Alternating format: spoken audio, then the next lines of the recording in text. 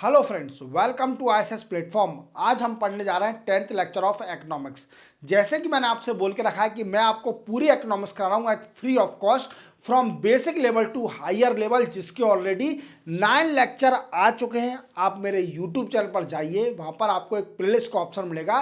Playlist के option में आपको इकोनॉमी का एक फोल्डर है जिसमें ऑलरेडी मैं 9 लेक्चर अपलोड कर चुका हूँ। आज हम पढ़ने जा रहे हैं 10th lecture of economics related to banking sector. अब इसमें हम जानेंगे कि शेड्यूल बैंक क्या होती है, नॉन शेड्यूल बैंक क्या है, कमर्शियल बैंक क्या है, कोऑपरेटिव बैंक क्या है, पोस्ट पेमेंट बैंक क्या है, पेमेंट बैंक क्या है, स्मॉल फाइनेंस बैंक क्या है, state Bank of India, even आपको रिजर्व बैंक ऑफ इंडिया के फंक्शन वर्क पूरे बताऊंगा। और मॉनेटरी पॉलिसी कमेटी जो कि रेट डिसाइड करती है, ये कौन से रेट हैं ये भी आपको क्लियर करूंगा। एनपीए भी बताऊंगा, नॉन परफॉर्मिंग असेट, आपको पूरा बैंकिंग सेक्टर क्लियर कर दूंगा। चलते वीडियो स्टार्ट करते हैं। देखो, सबसे पहले बैंकिंग सेक्टर में सबसे मेन क्वेश्चन आता है कि बैंक होती क्या है। अब मोस्टली लोग जानते होंगे, बैंक तो सभी लोग जानते हैं, जो भी वीडियो देख रहे हैं उनके पेरेंट्स हैं या जिनके बच्चे हैं वो बैंक तो जानते होंगे। और हम बैंक को बोल सकते हैं bank is a financial intermediary. It is a financial intermediary. कैसे? ये किसके बीच में फाइनेंशियल इंटरमीडियरी? पब्लिक के बीच में। आप अपना पैसा जमा करने जाते हो किसी पर्टिकुलर बैंक में, that is called a bank. जिस ऑर्गेनाइजेशन, जिस जगह आप पैसा जमा करने जाते हो वो बैंक है, समझे। जिस जगह से लोन लेने जाते हो वो बैंक है। जो बैंकिंग फैसिलिटी, बैंकिंग सर्विस दे रही है, that is called a bank.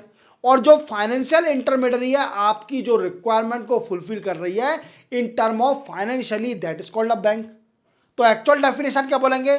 Bank is a financial intermediary between people where accept deposit, जिसमें डिपॉजिट आप जो पैसा जमा करते हो वो एक्सेप्ट किया जाता है, बाय प्रोवाइडिंग देम इंटरेस्ट। अगर आपका सेविंग बैंक अकाउंट है, आपका सेविंग बैंक अकाउंट है तो आपको इंटरेस्ट भी मिलता होगा। और इंटरेस्ट कैसा? Quarterly interest. अब देखना, अभी आपके अकाउंट में 5 लाख रुपए डाल के देखिए और 3 महीने तक उस अकाउंट में डले रहने दीजिए, तो आपको क्वार्टरली 3 महीने में आपको उसका इंटरेस्ट मिलेगा। ये सेविंग बैंक अकाउंट है। क्या है? Saving bank account. Then after on deposit maintain with the bank and the economy lend for productive purpose at interest in the process earn profit. अब ये बोल रहा है कि बैंक आपको इंटरेस्ट तो दे रही है। जब आप बैंक के अकाउंट में पैसे डाल रहे हो, आपके सेविंग बैंक अकाउंट में अगर पैसे हैं तो बैंक आपको इंटरेस्ट देती है। बट बैंक क्यों दे रही है इंटरेस्ट? बैंक का प्रॉफिट क्या है? बैंक कैसे कमाएगी? बैंक कमाएगी, जो आप पैसा दोगे उसको वो लोन देगी लोगों को। क्या देगी? लोन देगी, दूसरों को दे देगी। जो बोरोवर हैं वो लोन ले लेंगे बैंक से, बट वो क्या होगा? जो आपको इंटरेस्ट मिलेगा, जो आपका सेविंग अकाउंट का इंटरेस्ट होगा, it is less than the loan interest. जिसको लोन दिया जाएगा उसका इंटरेस्ट हाई होगा as compare to the interest on saving bank account. तभी तो बैंक का जो इसमें जो डिफरेंस होगा वो होगा क्या? वो इसका बैंक का प्रॉफिट होगा। क्या होगा दोस्तों? बैंक का प्रॉफिट होगा। बैंक को सरवाइव करने के लिए भी उसे भी प्रॉफिट चाहिए, उसे भी बिजनेस करना है बैंक को। तो बैंक क्या करती है? आपका पैसा लेके आपको कम इंटरेस्ट देके वो क्या करती है? लोन देती है। और लोन देती है, उनसे हायर इंटरेस्ट लेती है, और जो मार्जिन बचता है आपको देने का और उनसे लेने का, वो बैंक का प्रॉफिट होता है। समझे मेरी बात को? बैंक क्या बोला मैंने? बैंक एक फाइनेंशियल इंटरमीडियरी है जो पीपलों के बीच में है। अब पीपल के बीच में कौन से पीपल? एक तो पीपल वो जो जमा कर रहा है पैसे, और एक पीपल वो जो बोरो कर रहा है। वी कैन से एक वो है जो डिपॉजिट कर रहा है, और दूसरा कौन है? जो बोरो कर रहा है, जो बोरो है। और लेंडर कौन है? बैंक। फाइनेंशियल इंटरमीडियरी, और बीच में फाइनेंशियल इंटरमीडियरी कौन है? फाइनेंशियल इंटरमीडियरी कौन है? बैंक है। क्योंकि ये बीच में गारंटी ले रही है, तभी तो प्रॉफिट कमा रही है। आप किसी को पैसे ब्याज पर देते हो, आपको लगता है कोई गारंटी है। अगर आप उससे कोई मॉर्टगेज नहीं लेते हो तो उसकी कोई गारंटी नहीं है कि वो आपको पे करेगा।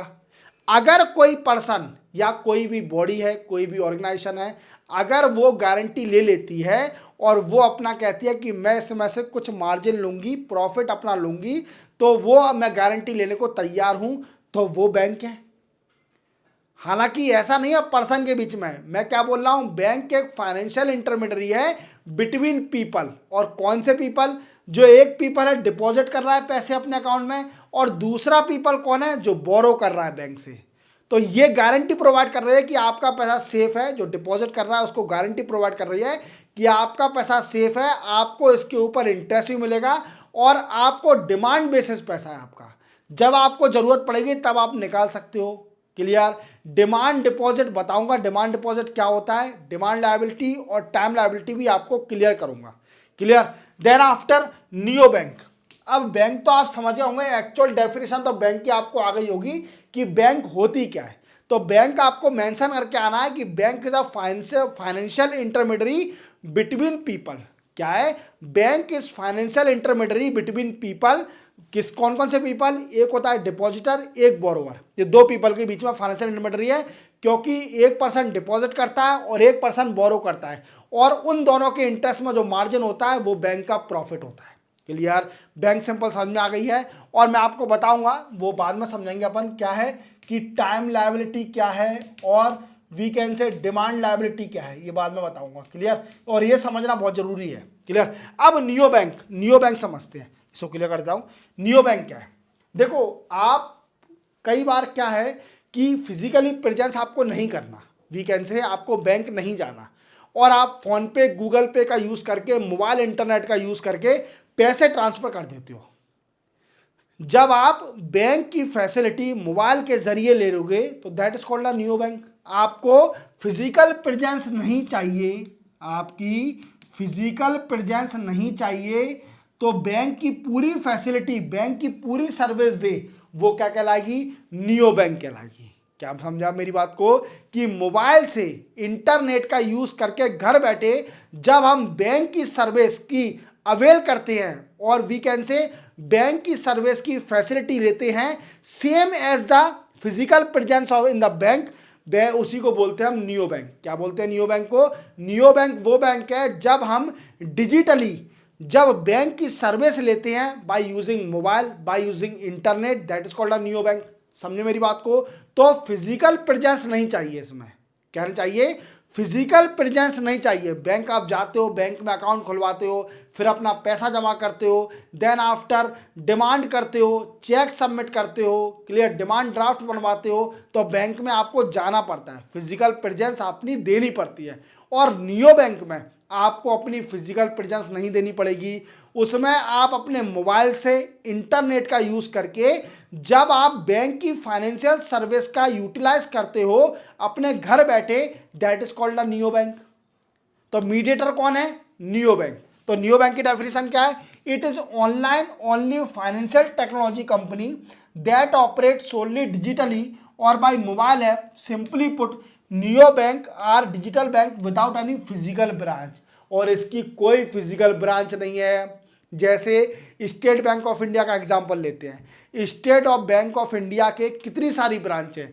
इंडिया में सबसे ज़्यादा ब्रांच कौन सी बैंक की है? स्टेट बैंक ऑफ इंडिया की। समझे मेरी बात को? तो फिजिकल ब्रांच से कई सारी हैं, पर नियो बैंक की कोई फिजिकल ब्रांच नहीं है, वो मोबाइल के जरिए काम हो रहा है पूरा फाइनेंशियल सर्विस।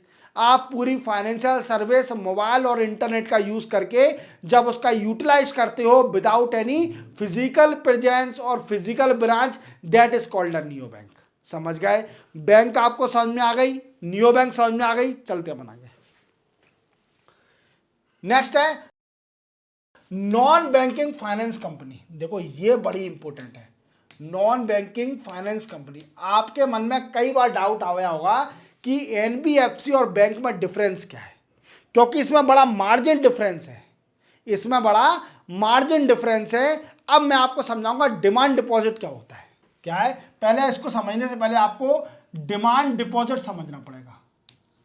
डिमांड डिपॉजिट, देखो डिमांड डिपॉजिट क्या होता है? आप अपने अकाउंट में पैसे जमा करने जाते हो और पैसे जमा करते ही ये कोई गारंटी नहीं है कि इतने टाइम बाद निकालूंगा। आपको क्या है, आप तो 1 घंटे में भी निकाल सकते हो पैसे, क्योंकि वो डिमांड डिपॉजिट है, आपके डिमांड के ऊपर है। जब आपको पैसे निकालने हो, आप 5 मिनट पहले पैसे अपलोड वीकेंड से जमा करने गए और जमा करते ही 5 मिनट बाद आपने बोला कि मैं इस पैसों को निकाल लूंगा, आपने 5 मिनट बाद निकाल ली और वो पैसे निकल भी जाते हैं। ऐसा कोई टाइम तो नहीं है कि नहीं आप 2 दिन बाद ही निकालोगे, आपने जमा कर दिया है। That is called a demand deposit. अब डिमांड डिपॉजिट का यूज हम किस तरीके से, मान लीजिए चेक के जरिए से या फिर एटीएम का यूज करके, क्लियर, या फिर क्रेडिट कार्ड का यूज करके, क्लियर। आप demand deposit, we can say demand, जो आपके डिपॉजिट किया है वो डिमांड बेसिस पे हम उसको निकाल सके, समझे मेरी बात को, तो that is called a demand deposit. एक होता है टाइम डिपॉजिट, इसको टाइम लायबिलिटी भी बोलते हैं। इसमें क्या है, जैसे आप फिक्स डिपॉजिट जानते होंगे एफडी, उसमें क्या है कि आपको एक टाइम लिमिट मिल जाती है कि मैंने 10 साल के लिए डिपॉजिट कर दिए पैसे, क्या कर दिया है, 10 साल के लिए डिपॉजिट कर दिए मैंने पैसे। अब मैं 10 साल बाद ही जब मैच्योर हो जाएगी मेरी, तभी मैं पैसे निकाल पाऊंगा। बीच में अगर मुझे रिक्वायरमेंट होगी तो मैं पैसे नहीं निकाल पाऊंगा। दैट इज, अगर पैसे बीच में निकाल लेता हूं that is called a demand deposit. और अगर एक फिक्स्ड अमाउंट कर देता हूं कि मैं एक अपने टाइम पर, इतने टाइम पर मेरा पैसा निकलेगा, 2 साल 3 साल 5 साल 10 साल, that is called a time deposit और टाइम लायबिलिटी। समझे मेरी बात को, डिमांड एंड टाइम लायबिलिटी याद रखना, ये वर्ड दोनों बहुत इंपॉर्टेंट है। पूरे बैंकिंग सेक्टर मॉनेटरी पॉलिसी में ये बड़े काम में आने वाले हैं। अगर आपको बैंकिंग सेक्टर समझना है तो डिमांड डिपॉजिट और टाइम लायबिलिटी और डिमांड लायबिलिटी ये पूरा समझना पड़ेगा, तो ही आपको मॉनेटरी पॉलिसी समझ में आएगी आरबीआई की, तभी आपको सारे रेट समझ में आएंगे, सीआरआर एसएलआर ये सारे रेट तभी समझ में आएंगे। समझ गए मेरी बात को। अब क्या है, देखो नॉन बैंकिंग फाइनेंस कंपनी, ये क्या है, एनबीएफसी, ये क्या है, बैंक की तरह ही होती है। क्या है, ये डिपॉजिट को एक्सेप्ट भी करती है, वी कैन से डिपॉजिट को एक्सेप्ट भी करती हैं, लोन भी देंगी, वी कैन से शेयर भी खरीदती हैं, इन्वेस्ट भी करती हैं। बट इनमें एक कमी होती है, क्या है, इनमें एक डिफरेंस है बैंक और नॉन बैंक फाइनेंस कंपनी में, कि ये डिमांड डिपॉजिट नहीं है। Non banking finance company demand deposit नहीं है। अब आप बोलोगे सर ये कैसे समझाओ, इसको थोड़ा लाइव लैंग्वेज में समझाओ, live we can say live example के जरिए समझाओ मुझे ये कैसे। देखो इसको हम समझने के लिए हमें समझना पड़ेगा, जैसे आप जानते हो एलआईसी, एलआईसी पर आप पॉलिसी करने जाते हो, एलआईसी पर कुछ और तो नहीं है, पॉलिसी है, बट उसका एक टाइम होता है कि इस टाइम पर हम निकालोगे। ऐसा तो नहीं है कि आपने पॉलिसी अपनी जो ईएमआई भरने के बाद 2 दिन बाद बोला कि मेरी ईएमआई वापस करो, ऐसा तो नहीं है। आपने एक बार ईएमआई भर दी तो वो एक टाइम लिमिट जो डिसाइडेड है, एलआईसी है जो आपकी लाइफ इंश्योरेंस है जो डिसाइडेड है, उसी टाइम पर आपका पैसा निकलेगा। आप डिमांड बेसिस पर पैसा नहीं निकाल सकते। तो नॉन बैंकिंग फाइनेंस कंपनी का एग्जांपल, जैसे मान लीजिए चिट फंड या फिर इंश्योरेंस कंपनी, कई सारी कंपनी है। जैसे मैंने आपको एग्जांपल बता देता हूं, जैसे इंडिया बुल होम लोन, और ये गोल्ड लोन, ये गोल्ड लोन, क्लियर, आईआईएफएल, ये Indian Infoline limited, Tata capital, DHFL, Religare, LIC, Fullerton India, Aditya Birla, ये सारी बैंक है ना, नॉन बैंकिंग फाइनेंस कंपनी है। पर इनमें डिफरेंस क्या है कि नॉन बैंकिंग फाइनेंस कंपनी और बैंक में एक ही डिफरेंस होता है कि नॉन बैंकिंग फाइनेंस कंपनी में आप डिमांड बेसिस पर डिपॉजिट नहीं कर सकते, डिमांड डिपॉजिट नहीं होता है इसके अंदर, चेक का यूज नहीं कर सकते, चेक नहीं है इसके अंदर। आप सिर्फ ओनली एक टाइम लिमिट पर पैसा निकाल सकते हो जब आपका मैच्योर हो जाएगा। समझे मेरी बात को, तो टाइम लायबिलिटी है पर डिमांड लायबिलिटी नहीं है इसके अंदर। नॉन बैंकिंग फाइनेंस कंपनी और बैंक सब एक जैसे काम है, दोनों एक जैसे काम कर रहे हैं, पर इसमें डिमांड बेसिस नहीं है। क्या नहीं है, डिमांड डिपॉजिट नहीं है नॉन बैंकिंग फाइनेंस कंपनी में, याद रखना, सिंपल सा डिफरेंस है। चलते अपन आगे। नेक्स्ट है reserve bank of India, very very important. ये तो आपको ध्यान से सुन लीजिए क्योंकि ये reserve bank of India he main है और रेगुलेटरी बॉडी है, सारी बैंकर ऑफ द बैंक है, clear, banker of the government है, सबकी मतलब बैंक है मतलब पेरेंट्स कंपनी है, और we can say reserve bank है ऑफ इंडिया, सेंट्रल बैंक है पूरे इंडिया की। तो रिजर्व बैंक को अच्छे समझिए। देखो सबसे पहले रिजर्व बैंक सेटअप हुई थी कब, वी कैन से 1 अप्रैल 1935 में। कब? 1 अप्रैल 1935 में reserve bank of India setup करी गई थी। और कौन से एक्ट से? आरबीआई एक्ट 1934, और कलकत्ता में इसका हेड ऑफिस बनाया गया था। कब? ब्रिटिश की जब गवर्नमेंट थी तो एक एक्ट निकाला गया, आरबीआई एक्ट 1934, जिसके जरिए एक 1 अप्रैल 1935 को reserve bank of India setup करी गई, जिसका हेडक्वार्टर कलकत्ता बनाया। देन आफ्टर 1937 में इसका हेड ऑफिस चेंज करके कलकत्ता से मुंबई में शिफ्ट कर दिया। क्या कर दिया? मुंबई में शिफ्ट कर दिया। इसका जो हेड ऑफिस है रिजर्व बैंक ऑफ इंडिया का 1937 में कलकत्ता से मुंबई शिफ्ट कर दिया। किसको? आरबीआई के हेड ऑफिस को। बट इसको काम क्या दिया? ये भी तो क्वेश्चन बनता है कि रिजर्व बैंक ऑफ इंडिया को जब ब्रिटिश गवर्नमेंट ने 1935 में सेटअप किया गया तो इसको काम क्या दिया गया? तो इसको काम दिया गया 2 extra function, regulating banking industry और being the banker of the government. इसको 2 काम दिए गए। कौन कौन से? कि ये रेगुलेट करेगा बैंकिंग इंडस्ट्री को और गवर्नमेंट की बैंकर रहेगी। क्लियर? 2 काम दिए गए स्टार्टिंग में।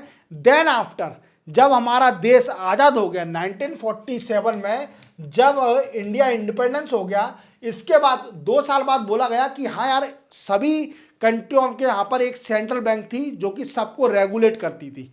तो हमारे इंडिया को भी ऐसी रिक्वायरमेंट पड़ी कि हाँ यार, हमारे इंडिया में भी एक ऐसी बैंक होना चाहिए जो सेंट्रल बैंक हो और जो सारी बैंक को रेगुलेट करे। क्या करे? सारी बैंकों को रेगुलेट करे। तो ऐसी एक बैंक होना चाहिए। अब वो दिखी कौन? Reserve bank of India. अब रिजर्व बैंक ऑफ इंडिया को नेशनलाइज करने के लिए, नेशनलाइजेशन करने के लिए क्या है, अगर किसी भी कंपनी को नेशनलाइज करना है इसको, तो क्या करना पड़ता है? जैसे कि आप जानते हो, उस कंपनी के मेजॉरिटी शेयर खरीदने पड़ेंगे गवर्नमेंट को, तो ही वो सरकारी होगी। क्या होगी? कि सरकारी कोई चीज कब होगी? जब उस कंपनी के share, majority share government hold कर लेगी। मेजॉरिटी मतलब मोर देन 50%, मोर देन 50% शेयर जब गवर्नमेंट खरीद लेगी तो that is become a nationalised bank. Clear? तो 1949 में क्या किया? गवर्नमेंट ने आरबीआई को नेशनलाइज कर दिया। क्या कर दिया? नेशनलाइज कर दिया। और उसको कौन बना दिया? सेंट्रल बैंक बना दिया, इंडिया की मेन बैंक। और इसको कई सारे फंक्शन दे दिए। जैसे अपन जानते हैं, सबसे पहला फंक्शन दिया मॉनेटरी ऑथोरिटी। ये मॉनेटरी ऑथोरिटी मैं आपको डिटेल में समझाऊंगा, ये पहले डिटेल में समझना है, इसको मैं अभी नहीं बताऊंगा। मैं आगे आपको इसी में डिटेल में समझाऊंगा कि मॉनेटरी पॉलिसी है क्या, मॉनेटरी ऑथोरिटी क्या है। क्लियर? एमपीसी मेमपी सब बताऊंगा आपको, पूरे रेट समझाऊंगा, तो आपको पूरा मॉनेटरी ऑथोरिटी समझ में आ जाएगी। क्लियर? देन आफ्टर दूसरा करेंसी ऑथोरिटी। देखो आप जानते हो कि आरबीआई क्या करती है? करेंसी प्रिंट करती है। आरबीआई करेंसी प्रिंट करती है। 100, 50, 10 रुपीज, 5 रुपीज के नोट, कई सारे note we can say print करती है। ये कहते हैं कॉइन भी करती है। क्लियर? तो क्या है कि आरबीआई है मेन, करेंसी को प्रिंट करना, पूरा हैंडल करना, वो आरबीआई के अंडर है। समझे? तो करेंसी ऑथोरिटी भी किसके अंडर है? आरबीआई के अंदर। जितने भी जो प्रिंटिंग प्रेस है ना नोटों की, ये पूरी आरबीआई कंट्रोल में है। आरबीआई के हिसाब से ही नोट छापे जाते हैं, जब आरबीआई वी कैसे डायरेक्शन देगी, कभी और बाद में। Clear? Then after regulator and supervision of the financial system. जितने भी फाइनेंशियल सिस्टम, जितने भी बैंक हैं, उनको रेगुलेट करती है। क्या करती है? उनको रेगुलेट करती है रिजर्व बैंक ऑफ इंडिया। तीसरा काम क्या है? कि regulate all financial system of the India. समझे मेरी बात को? Then after manager of the foreign exchange. जितना भी फॉरेन रिजर्व है ना, इंडिया का फॉरेन रिजर्व, वो मैनेज कौन करता है? वो रिजर्व बैंक ऑफ इंडिया करती है। कौन मैनेज करता है? याद रखना, ये 4th काम है। रिजर्व बैंक ऑफ इंडिया काम क्या है? कि जितना भी फॉरेन रिजर्व है हमारे इंडिया का, वो मैनेज कौन करती है? Reserve bank of India manage करती है। Clear? Then after banker of government and bank, ये याद रखना। अब बैंकर ऑफ गवर्नमेंट और बैंक क्या है? देखो क्या होता है कि गवर्नमेंट, मान लीजिए फिस्कल डिफिसिट है। अब फिस्कल डिफिसिट से निकलने के लिए, या लीजिए गवर्नमेंट के पास डिफिसिट हो गया, कमी हो गई पैसे की, तो वो किससे लेगी? वो बैंकर ऑफ दी, क्योंकि आरबीआई क्या है? Banker of the government. तो गवर्नमेंट आरबीआई से पैसा मांगेगी। समझे मेरी बात को? तो बैंकर ऑफ दी गवर्नमेंट। और इसी के साथ बैंकर ऑफ द बैंक, और बैंक को भी अगर मान लीजिए शॉर्टेज हो गई पैसे की, तो वो किसके पास जाएगी? वो जाएगी आरबीआई के पास, लोन लेगी आरबीआई से, पैसे लेगी, ओवरनाइट पैसा लेगी, वो कुछ रेट पर लेगी। अब वो रेट मैं आपको समझाऊंगा कौन कौन से रेट है, और बैंक कितने तरीके से आरबीआई से लोन ले सकती है, पैसा ले सकती है, गवर्नमेंट सिक्योरिटी रख के, वो आपको मॉनेटरी पॉलिसी और पूरा क्लियर करूंगा। चलते अपन आगे। Then after what is liquidity? देखो लिक्विडिटी का वर्ड याद रखना, ये कई बार आपको इकोनॉमिक्स में कई बार ये आएगा। लिक्विडिटी मतलब आप समझिए कि मनी की सप्लाई। देखो मनी की सप्लाई, अब मनी की सप्लाई मार्केट में कौन बढ़ाता है? मनी की सप्लाई कम और ज्यादा कौन करता है? देखो आप जानते हो बैंक करती है, बैंक मेन है, बैंक ही है जो मार्केट में पैसे को बढ़ाती है, पैसे को घटाती है। क्लियर? आप समझे मेरी बात को? देखो अपन लाइव एग्जांपल के साथ समझते हैं। जैसे आप किसी बैंक में गए, आपने 1 लाख रुपए जमा कर दिए, क्या कर दिए? अपने सेविंग बैंक अकाउंट में 1 लाख रुपीज आपने डिपॉजिट कर दिए। अब वो 1 लाख रुपीज ऐसा तो नहीं है कि बैंक में रखे ही रहेंगे, क्या है कि आपके अकाउंट में रखे ही रहेंगे 1 लाख रुपए, आपको दिखेगा जरूर, पर वो पैसा कहाँ चले जाएगा? जो बैंक को पैसा भी तो कमाना है, बैंक को क्या करना है? बैंक को पैसा भी तो कमाना है। तो बैंक पैसा कमाने के लिए क्या करेगी? उन 1 लाख रुपए को वो लोन दे देगी किसी को। क्या दे देगी? लोन दे देगी। किस पर? जो आपको इंटरेस्ट रेट दे रही है उससे ज्यादा इंटरेस्ट रेट पर वो दे देगी किसी को लोन। अब वो क्या हुआ? वो लोन गया कहां पर? वो पैसा कहां पर गया? मार्केट में गया, मार्केट से आया और वो बैंक ने ही मार्केट में भेज दिया, और वो क्या हुआ? मनी की सप्लाई बढ़ गई। क्या हुआ? लोगों पे चला गया फिर से पैसा। वो आपको दिखेगा कि हमारे बैंक अकाउंट में 1 लाख रुपए है, बट आपको लगता है कि वो 1 लाख रुपए बैंक में रखे ही होंगे जो आप गड्डी देख के आए हो। नहीं, उसका पता नहीं चलेगा वो कब कलकत्ता पहुंच जाएगा आपका पैसा दिल्ली से, कब आपका मुंबई पहुंच जाएगा दिल्ली से पैसा, वही नोट, वही नंबर के नोट। ये याद रखना, मैं आपको रियल बता रहा हूं। तो कभी ना सोचा कि हमारे अकाउंट में 1 लाख रुपए दिख रहे हैं तो जो हम जमा करके आए वही पैसे बैंक में मिलेंगे, वही नोट मिलेंगे। क्लियर? क्योंकि बैंक को भी पैसा कमाना है, बैंक का भी डे टू डे पैसा कमाती है बैंक भी, क्योंकि उसको भी इंटरेस्ट कमाना है, वो भी ब्याज का काम करती है। क्लियर? आपको पैसा कैसे देगी? इंटरेस्ट कैसे देगी? वो इंटरेस्ट तभी देगी जब वो अपना प्रॉफिट मार्जिन निकाल लेगी। लोन वो आपका पैसा किसी और को देगी, क्योंकि वो क्या है? एक इंटरमीडियरी है बिटवीन पीपल। कौन है? फाइनेंशियल इंटरमीडियरी है between people, that is the work of the bank. मैंने आपको बताया था बैंक की definition, bank is the financial intermediary between people. कौन कौन से पीपल? एक डिपॉजिटर और एक बोरोवर। समझे मेरी बात को? तो क्या है लिक्विडिटी? क्या है liquidity? Is money supply, money supply. और यही लिक्विडिटी क्या करती है? जैसे मैंने आपको इन्फ्लेशन के लेक्चर में पूरा क्लियर किया है कि इन्फ्लेशन कैसे बढ़ता है, कैसे घटता है। जैसे मैंने आपको बताया कि मार्केट में मनी सप्लाई बढ़ गई, मार्केट में मनी सप्लाई बढ़ जाएगी तो डेफिनेटली क्या होगा? डिमांड भी बढ़ जाएगी। डिमांड बढ़ जाएगी तो लोगों की परचेसिंग पावर कैपेसिटी बढ़ने के साथ साथ डिमांड भी बढ़ गई, बट सप्लाई है ही नहीं, पर उसकी प्राइस बढ़ानी पड़ेगी कंट्रोल करने के लिए, इक्विलिब्रियम कंडीशन लाने के लिए।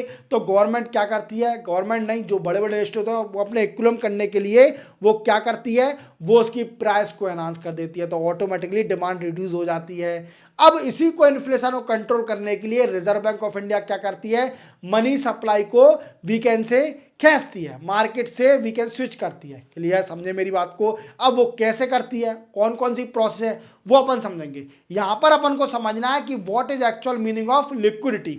Liquidity is directly proportional to the money supply in the market. हम इसको एक वर्ड दे दिया है कि जो मनी सप्लाई मार्केट में होगी, तो इसका मतलब है, इसको एक सिंपल वर्ड दे दिया है लिक्विडिटी। क्या दे दिया है? लिक्विडिटी एक सिंपल वर्ड दे दिया है। समझे मेरी बात को? चलते अपन आगे। अब देखो ये मेन है मॉनेटरी पॉलिसी। मॉनेटरी पॉलिसी मैंने आपको बताया था कि आरबीआई का एक काम, सबसे पहला काम जो मेन काम है, मॉनेटरी ऑथोरिटी। कौन सा काम बताया था मैंने आपको? मॉनेटरी ऑथोरिटी सबसे पहला काम बताया था। क्लियर? अब मॉनेटरी ऑथोरिटी क्या है? मॉनेटरी ऑथोरिटी क्या है? देखो गवर्नमेंट ने आरबीआई को एक बड़ा काम दिया है, एक बड़ी रिस्पॉन्सिबिलिटी दी है, और मुझे लगता है कि वो आरबीआई का सबसे मेन काम वही है। और जो सब बकवास है, banker of the government, bank of the bank, ये सब करेंसी छापना, ये तो कोई भी कर सकता है। बट जो मेन काम है आरबीआई का, जो मुझे लगता है ये सबसे पहला काम यही है, मॉनेटरी पॉलिसी और मॉनेटरी ऑथोरिटी जो काम है, यही काम है आरबीआई का। क्लियर। अब क्या था कि 2016 से पहले, 2016 से पहले क्या था, मॉनेटरी ऑथोरिटी होती क्या है पहले तो ये समझिए। देखो आप जानते हो, मैंने आपको 7th लेक्चर इकोनॉमिक्स का 7 लेक्चर देखिए, उसमें मैंने आपको इन्फ्लेशन बताया है। क्या बताया है? इन्फ्लेशन बताया है। और इन्फ्लेशन के बारे में मैंने आपको ये भी बताया है कि इन्फ्लेशन क्यों होता है, जो मार्केट में लिक्विडिटी बढ़ जाती है, इससे कारण इन्फ्लेशन होता है, और लिक्विडिटी कम होगी तो इन्फ्लेशन कंट्रोल हो जाएगा। अब ये लिक्विडिटी को कंट्रोल करना या बढ़ाना किसकी रिस्पॉन्सिबिलिटी है? आरबीआई की रिस्पॉन्सिबिलिटी है। अब वो कौन कौन से फैक्टर यूज करती है वो भी हम जानेंगे। तो क्या था, 2016 से पहले सिर्फ ओनली आरबीआई डिसाइड करती थी कि मॉनेटरी पॉलिसी लिक्विडिटी कितनी रहेगी मार्केट में और कितनी नहीं रहेगी। बट 2016 में एक कमेटी सेटअप करी गई, मॉनेटरी पॉलिसी कमेटी। क्या सेटअप करी गई? Monetary policy committee. अब इसमें क्या करा गया, इसके जो मेंबर होंगे, मॉनेटरी पॉलिसी कमेटी के जो मेंबर हैं वो इक्वलाइज कर दिए। वी कैन से गवर्नमेंट का पार्टिसिपेशन भी इक्वलाइज कर दिया और आरबीआई का पार्टिसिपेशन भी इक्वलाइज कर दिया। कैसे? जो मॉनेटरी पॉलिसी 2016 में सेटअप हुई, इसमें 6 मेंबर थे। कितने थे? 6 मेंबर। अब 6 मेंबर क्या? 3 member from RBI, 3 member from RBI. 3 member कौन कौन से? एक तो मेन गवर्नर आरबीआई का, दूसरा डिप्टी गवर्नर, और तीसरा एक आरबीआई का ऑफिशियल। क्लियर। और 3 मेंबर, जो तीसरे मेंबर है, थर्ड मेंबर, वो थे गवर्नमेंट की तरफ से। और कौन कौन? वो डिसाइड करेगी, एक सिलेक्शन कमेटी सेटअप करी जाएगी, वो एक मेंबर डिसाइड करेगी कौन कौन से 3 मेंबर डिसाइड करे जाएंगे जो कि मॉनेटरी पॉलिसी कमेटी में सिट करेंगे। और सबको इक्वल पावर है, सबको इक्वल पावर है, और मेजोरिटी वोट के हिसाब से डिसाइड करा जाता है कि कौन सा रेट कितना परसेंटेज रहेगा। और इन्फ्लेशन मैनेज करने के लिए मॉनेटरी पॉलिसी सबसे बड़ी है। और एक और बात याद रखना, ये बहुत इंपॉर्टेंट है कि मॉनेटरी पॉलिसी कमेटी की मीटिंग साल में 4 बार होती है, ईयरली 4 टाइम होगी, ईयरली। याद रखना, मॉनेटरी पॉलिसी कमेटी की जो मीटिंग होती है वो 4 टाइम होती है ईयरली। याद रखना, ये मेन इंपॉर्टेंट क्वेश्चन है।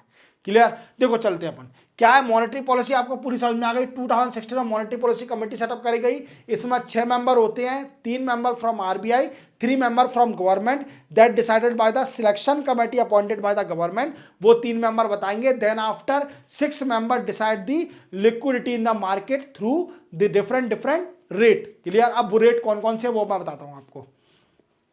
देखो सबसे पहले आरबीआई क्या है, कई सारे क्वांटिटेटिव और क्वालिटेटिव टूल है जो कि डिसाइड करते हैं, मैनेज करते हैं लिक्विडिटी इन द मार्केट। अब लिक्विडिटी मुझे बार बार बताना नहीं है कि लिक्विडिटी होता क्या है। देखो मैं आपको प्रीवियस अभी बता चुका हूं स्लाइड में कि लिक्विडिटी का मतलब money supply in the market, समझ लो। ठीक है। अब पहला है कैश रिजर्व रेशो कि CRR।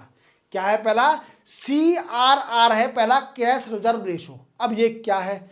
क्या होता है कि बैंक ने, जो आरबीआई है, आरबीआई बाउंडेशन लगाती है, जितनी भी कमर्शियल बैंक होती हैं, शेड्यूल बैंक होती हैं, उन पर एक बाउंडेशन लगाती है कि आपका जितना भी जो डिमांड एंड टाइम लायबिलिटी है उसका कुछ परसेंटेज जो आरबीआई डिसाइड करेगी वो आरबीआई के पास रखा जाएगा। समझे मेरी बात को। और कैश फॉर्म में क्या है? कैश दो, every bank must retain a certain% of a demand and time liability in cash with RBI at present 4%। समझे मेरी बात को। तो 4% है अभी, CRR कितना है? 4% है। इसमें क्या हुआ कि जितनी भी बैंक हैं, we can say schedule bank हैं, जो कि second schedule of RBI act 1934 में आती हैं, वो सारी शेड्यूल बैंक होती है। वो मैं आपको आगे बताऊंगा, टेंशन ना लो। क्लियर। क्या है, जितनी भी शेड्यूल बैंक हैं वो क्या करेंगी, वो अपना डिमांड एंड टाइम लायबिलिटी का 4%, जितनी भी बैंक है जिनका टाइम और डिमांड लायबिलिटी जितनी भी होगी उसका 4% उतना पैसा वो आरबीआई के पास रखेंगे as a security, as a cash reserve ratio.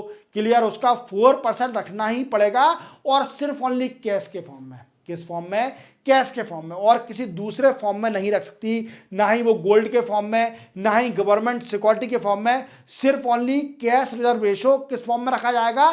Cash के फॉर्म में।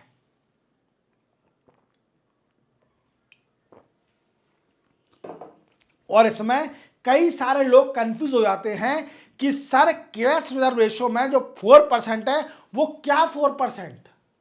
मैं आपको सच्चाई बता रहा हूं कि कई सारे लोग कंफ्यूज हो जाते हैं कि 4% ऑफ वॉट। कई सारों के मन में डाउट आता है कि सीआरआर कैश रेशो है 4% ऑफ वॉट। तो देन आफ्टर आपको मेंशन करना है डिमांड एंड टाइम लायबिलिटी का 4% कैश के फॉर्म में आरबीआई के पास हर बैंक को रखना पड़ेगा। कौन सी बैंक? Schedule bank. शेड्यूल बैंक कौन सी? जो कि सेकंड शेड्यूल में आती है आरबीआई एक्ट ऑफ 1934 में। क्लियर? पहला रेट समझ गए आप। देन आफ्टर हम चलते हैं एसएलआर, स्टैट्यूटरी लिक्विडिटी रेशो। क्या है स्टैट्यूटरी लिक्विडिटी रेशो? एसएलआर क्या है? अब हर बैंक को क्या करना पड़ेगा? हर बैंक को 1% किसका?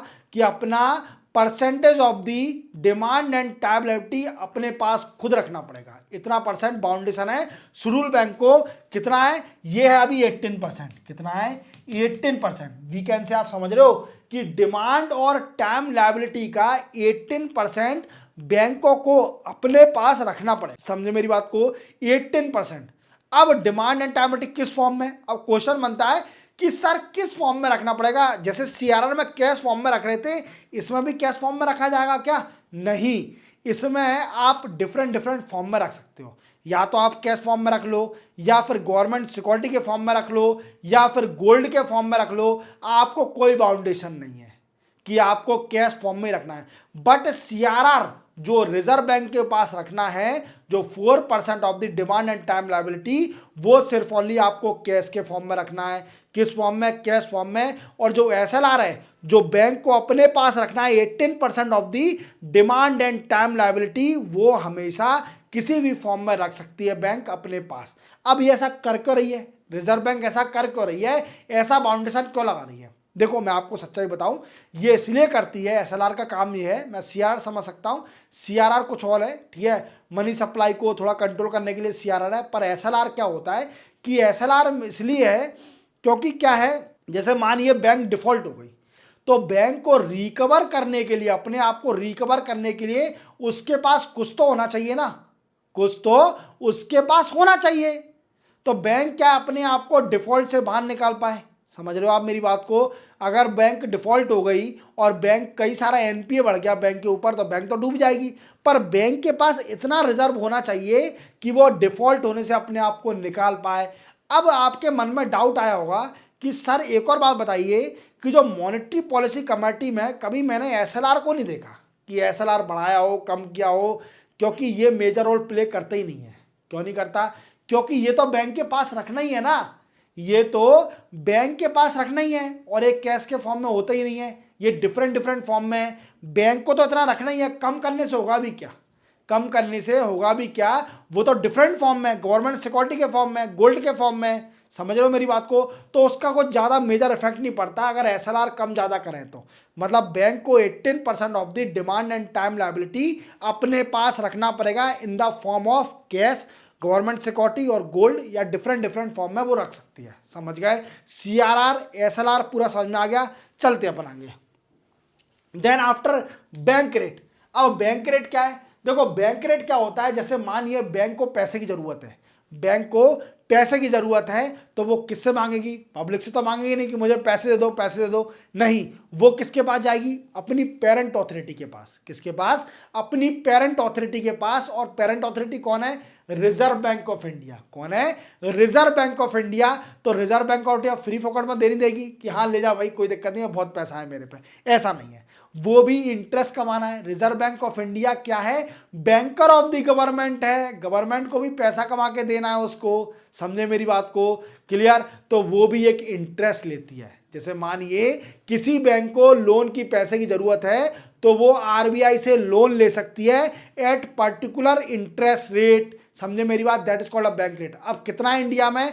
तो वो है 6.75%। कितना है? 6.75% इंटरेस्ट रेट पर कोई भी बैंक आरबीआई से लोन ले सकती है। That is called a bank rate. समझ गए मेरी बात को? चलते अपन आगे। Then after open market operation क्या है? ये भी एक इंपॉर्टेंट है। ओपन मार्केट ऑपरेशन में क्या करती है जो आरबीआई होती है, उसको मानिए मनी सप्लाई को खींचना है, मार्केट से मनी सप्लाई को पूरा खींचना है, या फिर मनी सप्लाई बढ़ाना है, तो क्या करती है आरबीआई, क्या करती है, एक गवर्नमेंट सिक्योरिटी को बेचती है या फिर खरीदती है। समझे मेरी बात को। जैसे मानिए गवर्नमेंट को जैसे आरबीआई को मनी सप्लाई बढ़ानी है मार्केट में, तो वो क्या करेगी, गवर्नमेंट सिक्योरिटी खरीदेगी बैंकों से। क्या करेगी, गवर्नमेंट सिक्योरिटी खरीदेगी बैंकों से, जिससे क्या हो, मार्केट में पैसा जाए। समझे मेरी बात को। और अगर मनी मार्केट से उसको मनी सप्लाई को वीकन से कम करना है, बिल्कुल निकालना है, तो वो गवर्नमेंट की सिक्योरिटी बेचेगी, गवर्नमेंट की सिक्योरिटी को बेचेगी। अब इसमें एक मेन क्वेश्चन बनता है कि क्यों सर, बाउंडेशन है क्या बैंक के ऊपर कि गवर्नमेंट सिक्योरिटी खरीदनी पड़ेगी? नहीं, बैंक के ऊपर कोई बाउंडेशन नहीं है। आपको खरीदना है तो खरीदिए, नहीं खरीदना तो नहीं खरीदिए, पर बैंक इसको खरीदती है। क्यों? क्योंकि ये डिफॉल्ट फ्री होती है। गवर्नमेंट सिक्योरिटी जितनी भी होती है ना, ये डिफॉल्ट फ्री होती है, आपका डूबेगा नहीं पैसा। और बैंक आप जानते हो कि बैंक डिफॉल्ट फ्री पर ज़्यादा खेलती है, उसका पैसा डूबे नहीं। तो क्या है, गवर्नमेंट सिक्योरिटी पर जब वीकेंड से बैंक खरीदती है गवर्नमेंट सिक्योरिटी, तो उसे पता है ये मेरा पैसा सेफ है। क्या है, पैसा सेफ है। और इसको हम बोलते हैं गिल्टेज। क्या बोलते हैं, एक टर्मिनोलॉजी बोलते हैं गिल्टेज। याद रखोगे, इतना याद रखोगे कि नहीं। अब ट्रेजरी बिल है या डेटेड बिल है, तो ट्रेजरी बिल क्या होता है, जिस गवर्नमेंट सिक्योरिटी वीकेंड से 12 मंथ और डेटेड बिल 12 मंथ से जात का bill, that is called a treasury और डेटेड बिल। वो बाद में आप समझना कभी क्लियर।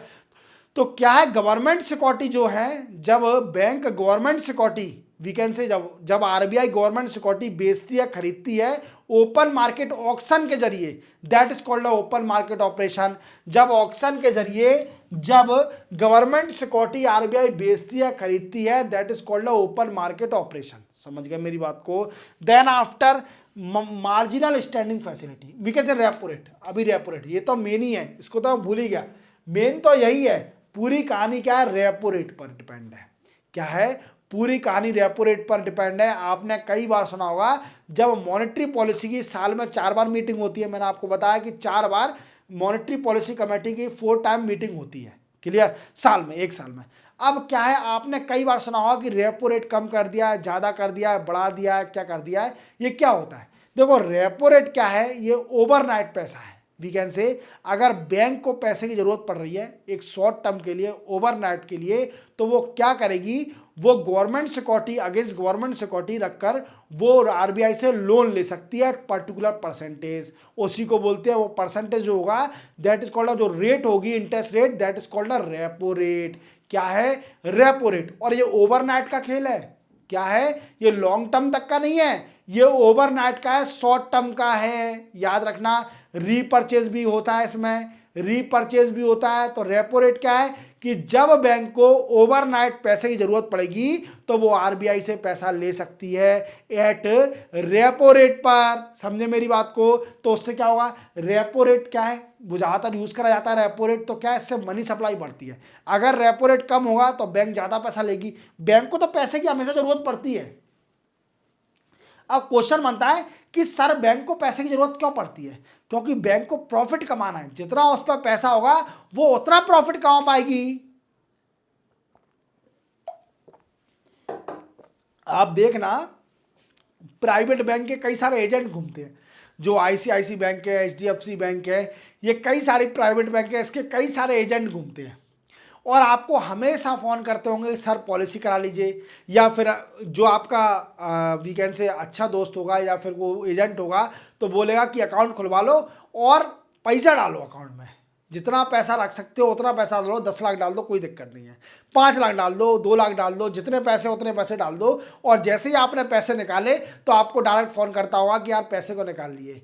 क्योंकि क्या है, बैंक को हमेशा पैसे की ज़रूरत है, क्योंकि वो उन पैसे से प्रॉफिट कमाएगी, उन पैसे से प्रॉफिट कमाएगी। और प्रॉफिट क्या कमाएगी, आपको देगी, उससे ज़्यादा कमाएगी और आपको उसका मार्जिन, उसको प्रॉफिट मिलेगा। क्योंकि बैंक को हमेशा पैसे की जरूरत है, तभी तो वो रेपो रेट अगर कम होगा तो वो ज़्यादा पैसे लेगी आरबीआई से, और रेपो रेट बढ़ जाएगा तो आरबीआई क्या करेगी, वो टाइट पॉलिसी कर देगी, मनी सप्लाई टाइट कर देगी। समझे मेरी बात को। तो ये पूरी कहानी है। अब इसका अपोजिट है रिवर्स रेपो रेट। क्या है इसका अपोजिट, रिवर्स रेपो रेट। मानिए अभी रेपो रेट है 6.5%, रेपो रेट कितना है 6.5%। इंडिया में याद रखना, ये रेट भी याद रखना, अभी जो एट प्रेजेंट चल रहा है 6.5% चल रहा है repo rate. Clear. Then after reverse repo rate क्या होता है, रिवर्स रेपो रेट अपोजिट है रेपो रेट का, समझो। अब आरबीआई क्या करेगी, बैंक से पैसा लेगी एक पर्टिकुलर रेट पर, that is called a reverse repo rate, और ये कितना है 3.35%। कितना है 3.35%। समझे मेरी बात को, ये कहानी हो गई। तो अब समझता हूं मेन मार्जिनल स्टैंडिंग फैसिलिटी क्या है। मार्जिनल स्टैंडिंग फैसिलिटी क्या है सर, ये बताइए। 7 जो आप बता रहे हो मार्जिनल स्टैंडिंग फैसिलिटी क्या है। देखो ये क्या है, एक लिक्विडिटी एडजस्टमेंट फैसिलिटी है, नया लिक्विडिटी एडजस्टमेंट फैसिलिटी। इसमें क्या है, ये सबसे पहले आया था 2011 में, सबसे पहले इसको बनाया 2011 में, आरबीआई ने इसको प्रपोज किया 2011 में। लिक्विडिटी एडजस्टमेंट फैसिलिटी है और इसको बोलते हैं मार्जिनल स्टैंडिंग फैसिलिटी।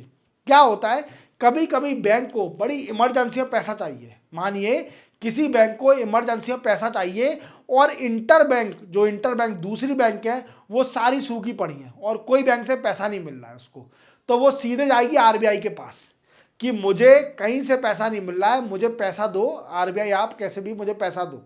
तो आरबीआई बोलेगी कि आप ले लो, ठीक है, मार्जिनल स्टैंडिंग फैसिलिटी के जरिए फिर वो बैंक क्या करेगी, आरबीआई से लोन लेगी। बट इसमें एक कंडीशन होती है, क्या होती है कि जो रेपो रेट का परसेंटेज होता है उससे 1% हमेशा ज्यादा होता है मार्जिनल स्टैंडिंग फैसिलिटी। क्या होता है 1% always above the repo rate. Clear, that is called a margin standing facility. जब इंटर बैंक ट्रांजैक्शन ड्राई हो जाए और आरबीआई से बैंकों को इमरजेंसी पैसा चाहिए तो वो मार्जिनल स्टैंडिंग फैसिलिटी का यूज करके वो लोन ले सकती है आरबीआई से। किससे, आरबीआई से पैसा ले सकती है एट इंटरेस्ट रेट कितना 1% अबव दी रेपो रेट। रेपो रेट से 1% हमेशा मार्जिनल स्टैंडिंग फैसिलिटी ज्यादा होगा और इसको प्रपोज कर बना था 2011 में, याद रखोगे। चलते बनाएंगे मोरल सुएशन, ये देखना ये इंपॉर्टेंट है। मोरल सुएशन कई बार कंफ्यूज हो जाता है, मोरल सुएशन का मतलब क्या है। देखो क्या होता है कि आरबीआई हमेशा देखना, कभी है ना, ऐसा तो नहीं है कि आरबीआई माइक लगा के और पूरे इंडिया में रेडियो स्टेशन चल रहा है कि भाई साहब पैसे जमा मत करो, पब्लिक से बोल रही है कि पैसे जमा मत करो बैंकों के अंदर क्योंकि क्या है, मनी की जरूरत है, मनी की सप्लाई बढ़ाना है। या फिर अनाउंसमेंट फोन कर करके आरबीआई बोली है बैंकों से कि अरे पैसा देना बंद कर दो, मार्केट में मनी सप्लाई कम करना है। ऐसा तो नहीं है। बैंक क्या करती है, मॉनेटरी पॉलिसी का यूज करके वो मनी सप्लाई को बढ़ाती घटाती है।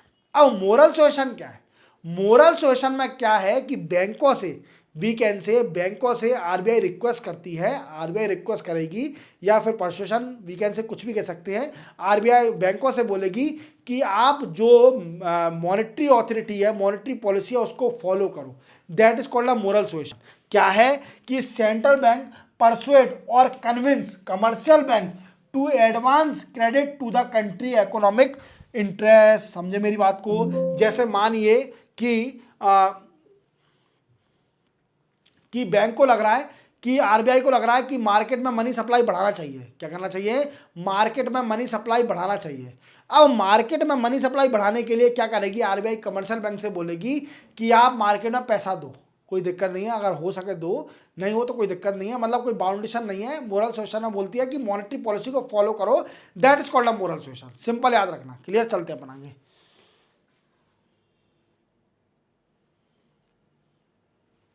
नेक्स्ट है इमरजेंस ऑफ एसबीआई। देखो अब ये मेन है। स्टेट बैंक ऑफ इंडिया, आप जानते हो सबसे बड़ी बैंक है गवर्नमेंट की, बैंक कौन सी है, स्टेट बैंक ऑफ इंडिया। अब स्टेट बैंक ऑफ इंडिया का इमरजेंस कैसे हुआ, स्टेट बैंक ऑफ इंडिया बनी कैसे, ये क्वेश्चन बनता है। तो देखो स्टेट बैंक ऑफ इंडिया का कब है, the government of India with the enactment of SBI act. सबसे पहले गवर्नमेंट ने एक एसबीआई एक्ट निकाला 1955 में, जिसमें क्या करा, 3 इंपीरियल बैंक, जो 3 इंपीरियल बैंक थी उनको जोड़ दिया, मर्ज कर दिया, और उनको जो 3 प्रेसिडेंसी, जो भी आप जानते हो कि प्रेसिडेंसी बुलाता था ब्रिटिश गवर्नमेंट में, और 3 इंपीरियल बैंक थी, और उन तीनों को जोड़ के एक एसबीआई बैंक बना दी। क्या बना दी, एक एसबीआई बैंक बना दी, और उसको एक्ट बना दिया एसबीआई एक्ट 1955 में। क्लियर, और उसको नाम दे दिया state Bank of India. Clear, और ये इंडिया की पहली पब्लिक सेक्टर बैंक थी। क्लियर।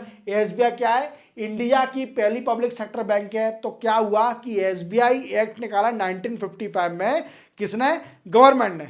और इस गवर्नमेंट ने क्या किया कि तीन इंपीरियल बैंक, जो तीन प्रेसिडेंसी की तीन इंपीरियल बैंक थी, उन तीनों को मर्ज करके एक बैंक बना दिया, उसका नाम दे दिया स्टेट बैंक ऑफ इंडिया। और ये इंडिया की पहली पब्लिक सेक्टर बैंक थी, याद रखोगे। देन आफ्टर फिर क्या हुआ, after successful experimentation of the partial nationalisation of the government decided to go for complete nationalisation. क्या हुआ कि जैसे गवर्नमेंट ने आधा नेशनलाइजेशन किया था एसबीआई का, बट वो एक्सपेरिमेंट सक्सेस हो गया, तो गवर्नमेंट ने बोला क्यों ना हम इसको पूरी नेशनलाइज कर दिया जाए बैंक को। तो क्या हुआ, बैंकिंग नेशनलाइजेशन एक्ट निकाला 1969 में, और उसके अंदर कई सारी प्राइवेट बैंक को भी नेशनलाइज कर दिया। क्या हुआ, पहले एसबीआई को नेशनलाइज किया, 1949 में सबसे पहले आरबीआई को नेशनलाइज किया, क्लियर, उसको सेंट्रल बैंक बना दिया। देन आफ्टर 1955 में एक थ्री इंपीरियल बैंक जो कि तीन प्रेसिडेंसी में थी, उन तीनों को मर्ज करके एक बैंक बनाई गई एसबीआई बैंक, और एक एक्ट निकाल दिया एसबीआई एक्ट 1955। अब ये पार्शियल, यहां तक एक्सपेरिमेंट सक्सेस रहा, तो ये सक्सेस के बाद क्या लगा गवर्नमेंट को कि एक और एक्ट निकालना चाहिए 1969 में। 1969 में बैंकिंग नेशनलाइजेशन एक्ट निकाला 1969 में, जिसमें सबसे पहले 14 नेशनलाइज बैंक कर दी, जो 14 प्राइवेट बैंक थी उनको भी नेशनलाइज कर दिया, उनको भी पब्लिक बना दिया। लिखा है ना, 14 bank with deposit were more than 50 crore of nationalise in जुलाई 1969 में। क्या हुआ, 1969 में जिसका डिपॉजिट, जिस भी बैंक का डिपॉजिट कितना होगा, 50 करोड़ होगा, उसको नेशनलाइज कर दिया। 14 बैंक थी ऐसी, और उनको नेशनलाइज कर दिया जिनका डिपॉजिट 50 करोड़ था 1969 में। देन आफ्टर 6 बैंक और नेशनलाइज किया, कब, जिसका 1980 में जिसका भी डिपॉजिट था 200 करोड़, जिसका डिपॉजिट था 200 करोड़, उसको भी नेशनलाइज कर दिया 1980 में, याद रखना। फिर तीसरा क्या करा, तीसरा देखा गवर्नमेंट ने कि बैंकों को कॉम्पिटिटिव बनाओ, वी कैन से जो ग्लोबली बैंक है उनसे भी कॉम्पीट कर सके इंडियन बैंक। तो इसके लिए क्या करना पड़ेगा, कई सारी बैंकों को मर्ज करना पड़ेगा, कई सारी बैंकों को मर्ज करना पड़ेगा। ये 2020 में हुआ, कब हुआ, 2020 में गवर्नमेंट ने डिसीजन लिया कि कई सारी बैंक मर्ज करी जाएंगी, अमलगेट करी जाएंगी इन 2020। और इसके बाद सिर्फ ओनली पीएसबी जो पब्लिक सेक्टर बैंक वो रह गई सिर्फ ओनली 12, कितनी रह गई हैं, 12 पब्लिक सेक्टर बैंक रह गई हैं सिर्फ ओनली। समझे मेरी बात को, इतना समझ गए। 3 बार नेशनलाइजेशन हुआ, देखो अब पूरी कहानी समझो आप। सबसे पहले 1949 में हुआ नेशनलाइजेशन, किसका, आरबीआई का। फिर इसके बाद 1955 में नेशनलाइजेशन हुआ एसबीआई का। देन आफ्टर 1969 में 14 बैंक नेशनलाइज हुई, क्लियर। देन आफ्टर 1980 में 6 बैंक नेशनलाइज हुई। देन आफ्टर 2020 में गवर्नमेंट को लगा कि हमारी जो बैंक है, इंडिया की बैंक है, वो भी इंटरनेशनल लेवल पर रिकॉग्नाइज होना चाहिए और वो भी बड़ी बड़ी बैंकों से कॉम्पीट कर सके। तो क्या हुआ, कई सारी बैंक को मर्ज कर दिया, अमलगेट कर दिया एक दूसरे में, और बड़ी बैंक बना दी। अब कितनी हो गई है पीएसबी, 12 बैंकें रह गई हैं। समझ गए मेरी बात को, चलते अपन आगे। स्मॉल फाइनेंस बैंक, देखो ये इंपोर्टेंट है। आपने कई बार सुना होगा, आपके मन में डाउट आ रहा होगा कि यार ये नए नए कंसेप्ट कौन से आ रहा है, कोई स्मॉल बैंक आ रही है, कोई पोस्ट पेमेंट बैंक आ रही है, या पेमेंट बैंक आ रही है, या फिर स्मॉल पेमेंट बैंक आ रही है, फाइनेंस बैंक आ रही है, रूरल बैंक आ, रीजनल रूरल बैंक आ रही है, कोऑपरेटिव बैंक आ रही है। ये इतनी सारी बैंक बन क्यों रही हैं? क्या जो पीएसबी है इनका रीच कम होते जा रहा है, या फिर ये जाना नहीं चाहती रूरल एरिया में? एग्जैक्टली ये कारण क्या है, फाइनेंशियल इंक्लूजन। क्या है कारण, फाइनेंशियल इंक्लूजन, फाइनेंशियल इंक्लूजन। अब मेन क्वेश्चन बनता है कि सर फाइनेंशियल इंक्लूजन है क्या, फाइनेंशियल इंक्लूजन है क्या? मेन क्वेश्चन तो ये बताइए कि what is financial inclusion. Financial inclusion क्या है कि every single person access to the banking service. क्या है, every single person access to the banking service, that is called a financial inclusion. Financial inclusion क्या है कि एवरी सिंगल पर्सन जब banking service का फैसिलिटी अवेल करता है, that is called a financial inclusion. अब इसको बढ़ाने के लिए, फाइनेंशियल इंक्लूजन को इंडिया में ग्रोथ करने के लिए क्या है, कई सारी बैंक की जरूरत है। कई सारी बैंक की ज़रूरत है। अब क्या है, जो बड़ी बड़ी बैंक है, स्टेट बैंक ऑफ इंडिया, ये छोटे गांव में अपना ब्रांच तो खोलेंगी नहीं। तो अपने ब्रांच में छोटा मतलब जो गांव में जाके अपनी ब्रांच तो खोलेंगी नहीं, तो उसके लिए एक छोटी छोटी बैंक भी बनानी पड़ेंगी। जैसे मानिए स्मॉल फाइनेंस बैंक बना दी। क्या बना दी? Small finance bank. उनसे बोला गया कि छोटे छोटे जो प्राइवेट फाइनेंशियल इंस्टीट्यूट बनाएंगे, ये बैंक बनाएंगे, इनका मेन ऑब्जेक्टिव होगा फाइनेंशियल इंक्लूजन। क्या होगा? Financial inclusion. इसमें क्या होगा कि जो अंडर सर्व होंगे सेक्शन, जैसे small business unit, small and marginal farmer, micro small industry, unorganise sector, इन सभी को फाइनेंशियल इंक्लूजन की फैसिलिटी दी जाएगी। और इसको सबसे पहले प्रपोज गया यूनियन बजट में 2014-15 में सबसे पहले प्रपोज करा गया, और 10 जुलाई 2014 में इसको प्रपोज कर दिया, प्रेजेंट कर दिया। समझ गए मेरी बात को? स्मॉल पेमेंट बैंक क्या है? ऐसी बैंक जो छोटे छोटे बिजनेस, रूरल एरिया, या वी कैन से छोटे business, small and micro enterprises, या फिर फार्मर, इन लोगों की फाइनेंशियल इंक्लूजन को बढ़ाए, that is called a small payment bank. Clear? और ये प्राइवेट एंटिटी, जितने भी छोटे छोटे बैंक होंगे, उनका कैपिटल कम होगा, असेट कम होगा, तो उनको ये अथॉरिटी मिल जाएगी, लाइसेंस देगी आरबीआई। समझे मेरी बात को? चलते अपन पेमेंट बैंक। नेक्स्ट क्या है? Payment bank. देखो ये भी एक तरह से स्मॉल फाइनेंस बैंक की तरह ही काम करती है। क्या है? ये भी एक तरीके से स्मॉल फाइनेंस बैंक की तरह काम करती है, बट इसमें एक दिक्कत है। इसमें क्या है, पेमेंट बैंक में क्या है, इसका काम तो वही है कि फाइनेंशियल इंक्लूजन को एनहांस करना। इसका काम भी वही है, फाइनेंशियल इंक्लूजन को एनहांस करना। समझे मेरी बात को? इसका भी काम क्या है? फाइनेंशियल इंक्लूजन को एनहांस करना। अब पेमेंट बैंक क्या होती है? जैसे मानिए आपने सुना होगा पेटीएम पेमेंट बैंक। क्लियर? कई सारी पेमेंट बैंक है। देखो इसके एग्जांपल बताता हूं, Fino payment bank, Airtel payment bank, Paytm, Indian post payment bank, वो तो आप बाद में बताऊंगा, इंडियन पोस्ट पेमेंट बैंक। ये कई सारी पेमेंट बैंक है।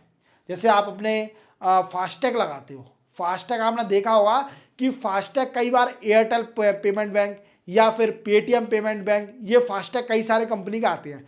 तो वो पेमेंट बैंक क्या है? तो इसका पेमेंट बैंक का भी मोटिव क्या है? फाइनेंशियल इंक्लूजन को एनहांस करना। क्या है? फाइनेंशियल इंक्लूजन को एनहांस करना, इसका भी यही मोटिव है। समझे मेरी बात को? समझे? अब कैसे एनहांस होगा? कैसे एनहांस होगा? पेमेंट बैंक करेगी क्या? तो ये क्या करेगी? डिपॉजिट को एक्सेप्ट करेगी। क्या करेगी? आपके डिपॉजिट को वीकेंड से एक्सेप्ट करेगी। आपका डिपॉजिट जो भी है आपके बैंक एक तरह से काम करेगी, आपके डिपॉजिट को वीकेंड से एक्सेप्ट करेगी। क्लियर? लोन नहीं देगी, वीकेंड से लैंडिंग एक्टिविटी नहीं कर सकती। क्या है ये? They are not allowed to undertake lending activity. समझे मेरी बात को? ये सारा डिपॉजिट करेगी, पेमेंट करेगी, रिमिटेंस सर्विस देगी, इंटरनेट बैंकिंग देगी, function business correspond of the other bank. Clear? ये अपनी सब्सिडीज भी बना सकती है। क्या है? सब्सिडीज भी बना सकती है। समझे मेरी बात को? तो पेमेंट बैंक क्या कर सकती है? लैंडिंग नहीं कर सकती, और सारी बैंकिंग सर्विस करेगी छोटे लेवल पर। समझ गए मेरी बात को? पेमेंट बैंक के बारे में। चलते अपन आगे। नेक्स्ट है इंडियन पोस्ट पेमेंट बैंक। अब देखो क्या है कि गवर्नमेंट ने सोचा कि कई सारे गांव में पोस्टल सर्विस तो मिली जाती है, वीकेंड से पोस्टल सर्विस तो मिली जाती है, वीकेंड से पोस्ट करते हो आप, चिट्ठी भेजते हो अपने लवर को या किसी को भी फेमस पर्सन को, अपने पेरेंट्स को या अपने रिश्तेदार को चिट्ठी तो भेजती है। तो मतलब क्या है कि डाक खाना तो हर गांव में है, तो क्यों ना हम, अगर बैंक ब्रांच नहीं खुल पा रही है तो वहां पर डाक खाने में ही इंडियन पोस्ट पेमेंट बैंक खोल दें, जिससे क्या है कि बैंकिंग की सर्विस भी डाक खाने से मिल सके। क्या मिल सके? जो हमारा पोस्टल है, जो पोस्टल एरिया है, पोस्टल एरिया है, वहां से भी हमें बैंकिंग की सर्विस मिल सके।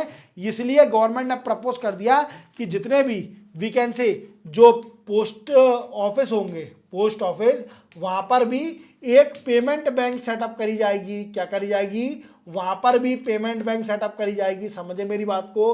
और ये मिनिस्ट्री ऑफ पोस्ट ने डिसाइड किया। अब मिनिस्ट्री ऑफ पोस्ट किस में आती है?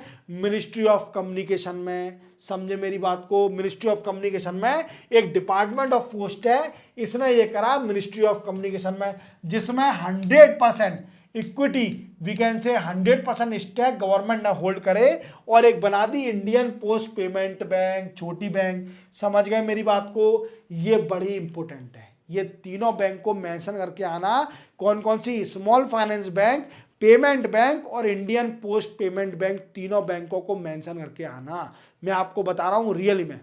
अब क्वेश्चन आता है कि सर ये क्या है, डोमेस्टिक सिस्टमैटिक इंपोर्टेंट बैंक। ये बड़ा ध्यान से सुनना,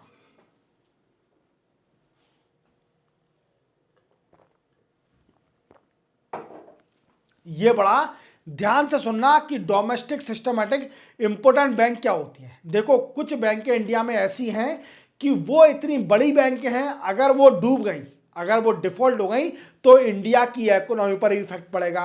अब वो बैंक कौन सी है ऐसी? देखो अभी तक 3 बैंकों को डोमेस्टिक सिस्टमैटिक इंपोर्टेंट बैंक का दर्जा मिल चुका है। कौन कौन सी? पहली तो एसबीआई, दूसरी आईसीआईसीआई और एचडीएफसी। ये 3 बैंकों को किसका मिल गया क्या दर्जा? Domestic systematic important bank. और 2 तो इसमें से प्राइवेट है। कौन कौन सी? आईसीआईसीआई और एचडीएफसी, एक एसबीआई है। क्लियर? ये 3 बैंकों को डीएसआईबी का दर्जा मिल चुका है। अब डीएसआईबी कैसे डिसाइड करते हैं? देखो क्या है डीएसआईबी का फुल फॉर्म, अपन दूसरे फॉर्म में बोल सकते हैं too big to fail. What I means, ये इतनी बड़ी बैंकें हैं, इतनी बड़ी बैंकें हैं, अगर ये डिफॉल्ट हो जाती हैं तो पूरी इंडिया की इकोनॉमी पर डिफेक्ट पड़ेगा। क्या पड़ेगा? पूरी इंडियन इकोनॉमी पर इफेक्ट पड़ेगा अगर ये बैंक फेल हो जाती है। तो इन बैंक को सर्वाइव करना, इन बैंक पर नजर रखना, रेगुलेट करना, ये आरबीआई की बहुत बड़ी रिस्पॉन्सिबिलिटी है। तो इनको दे दिया है डोमेस्टिक सिस्टमैटिकली इंपोर्टेंट बैंक का दर्जा मिल चुका है। क्लियर? समझे मेरी बात को?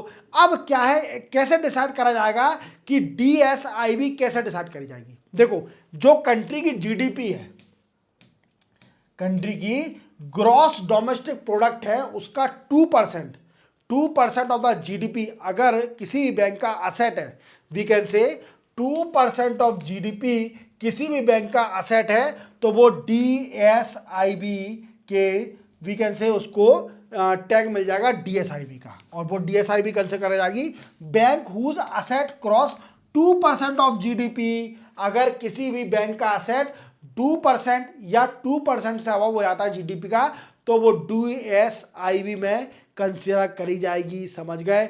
डोमेस्टिक सिस्टमैटिक इंपोर्टेंट बैंक कौन सी है? ऐसी बैंक है जो कि बहुत बड़ा मेजर रोल प्ले करती हैं इंडियन इकोनॉमी में, तो उनको बोला जाता है डोमेस्टिक सिस्टमैटिक इंपोर्टेंट बैंक। और ये कैसे कंसीडर करी जाती है?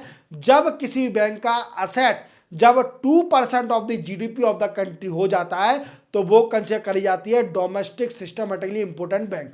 और अभी 3 बैंक हैं, कौन कौन सी? आईसीआईसीआई, एचडीएफसी और एसबीआई। ये 3 बैंक हैं डोमेस्टिक सिस्टमैटिकली इंपोर्टेंट बैंक। याद रखोगे? चलते अपन आगे।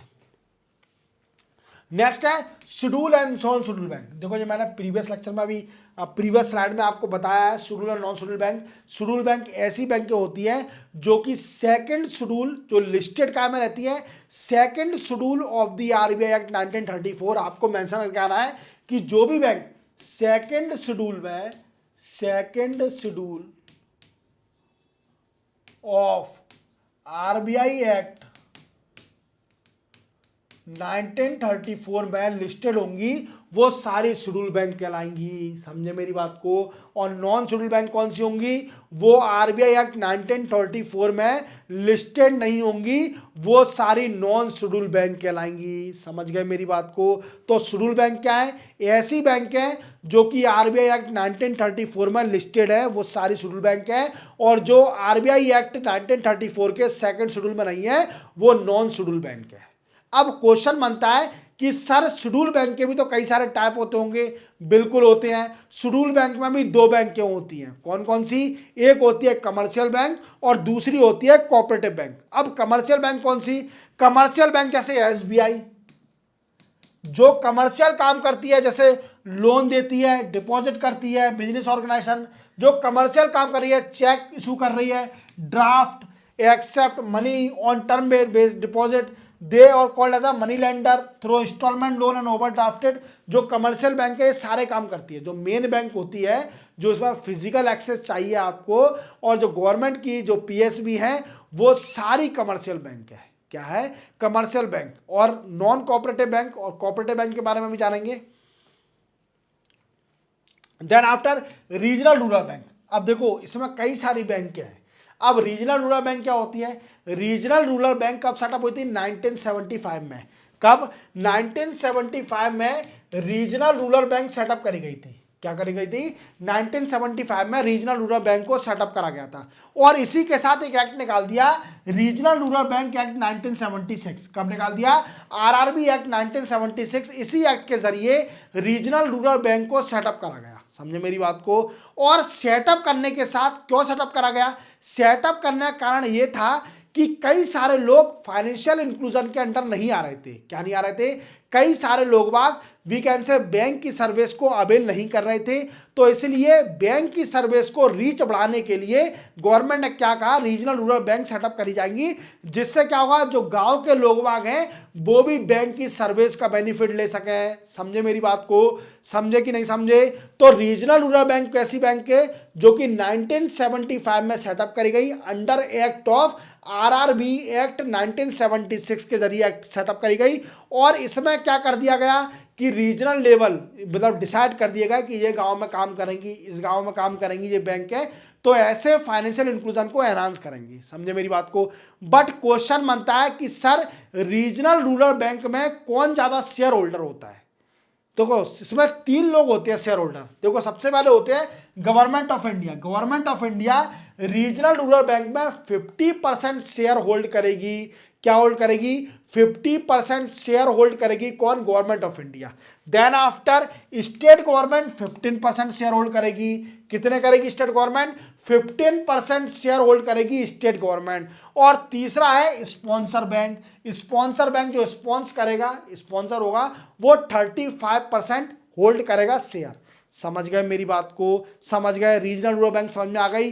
Regional rural bank was setup in 1975 under act of RRB act 1976 and it has 3 shareholder. Government of India hold the 50% and then state government hold the 15% and other sponsor, जो sponsor होगा bank का वो करेगा 35%। याद रखोगे, simple है बिल्कुल। Regional rural bank clear. Then after cooperative bank, क्या है? Cooperative bank. देखो कोऑपरेटिव बैंक मैंने बताया था शेड्यूल बैंक 2 तरह की होती है, एक होती है कमर्शियल बैंक और दूसरी होती है कोऑपरेटिव बैंक। अब कोऑपरेटिव बैंक क्या है?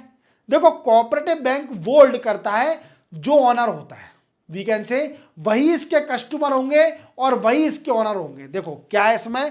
It is a financial entity that belong to it member, जो कि कोऑपरेटिव बैंक किसको बिलोंग करेगी?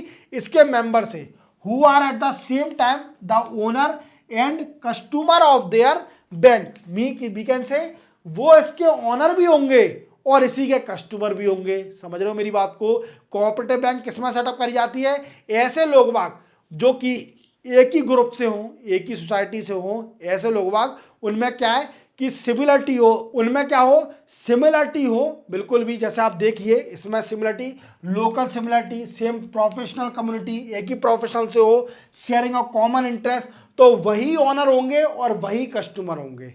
वो क्या है कि वही ऑनर होंगे। सब मिलजुल के जो बैंक बनाते हैं कि एक ही ग्रुप के हैं या एक ही लोकेलिटी से हैं जो मिलके बैंक बनाए, तो वही ऑनर होंगे और वही कस्टमर होंगे। That is called a cooperative bank. समझ गए मेरी बात को? सिंपल है। और सबसे पहली cooperative bank any-one cooperative bank limited, सबसे पहली है इंडिया की एनी-वन कोऑपरेटिव बैंक लिमिटेड, सबसे पहली बैंक है ये कोऑपरेटिव बैंक। याद रखना है एनी-वन कोऑपरेटिव बैंक लिमिटेड। और कोऑपरेटिव बैंक कौन होती है?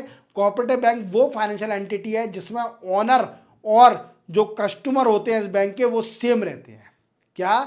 ऑनर और कस्टमर दोनों सेम रहेंगे, कोई डिफरेंस नहीं होगा। और ये हमेशा सेटअप करी जाती है जैसे लोकल पीपल हो या फिर सेम फील्ड से हो या फिर सेम प्रोफेशनल हो या फिर सेम कम्युनिटी हो, एक ही कास्ट की हो, तो वो कोऑपरेटिव सोसाइटी को या कोऑपरेटिव बैंक को सेटअप कर लेते हैं। क्लियर? चलते बनाएंगे। नॉन परफॉर्मिंग असेट, देखो ये इंपॉर्टेंट है, इसको याद रखना कि नॉन परफॉर्मिंग असेट होता क्या है। देखो आप जानते हो कि बैंक, आपको मैंने अभी प्रीवियस स्लाइड में बताया कि बैंक अपना प्रॉफिट कैसे कमाती है। बैंक अपना प्रॉफिट कैसे कमाती है? आपसे डिपॉजिट करवाएगी, आपसे पैसा डिपॉजिट करवाएगी और वो लोन दे देगी, जो बोरर होगा उसको लोन दे देगी एक हायर इंटरेस्ट रेट पर, जो कि आपको देगी उससे ज़्यादा इंटरेस्ट रेट पर देगी, क्योंकि आपको भी पे करना है और उसको भी प्रॉफिट कमाना है। अब कभी कभी ऐसा होता है कि बोरोवर पैसे जमा ही नहीं करता, वी कैन से प्रिंसिपल भी नहीं दे रहा, ईएमआई भी नहीं भर रहा, इंटरेस्ट भी नहीं भर रहा, तो वो क्या है, वो एक तरीके से डिफॉल्ट हो जाता है। जो बोरोवर है वो डिफॉल्ट हो जाए, वो जब प्रिंसिपल भी पे नहीं करे और आपका इंटरेस्ट भी पे ना करे तो वो डिफॉल्ट हो जाए, फिर उसका लोन चले जाता है नॉन परफॉर्मिंग असेट में। कहाँ चला जाता है? नॉन परफॉर्मिंग असेट में चला जाता है, एनपीए में चला जाता है।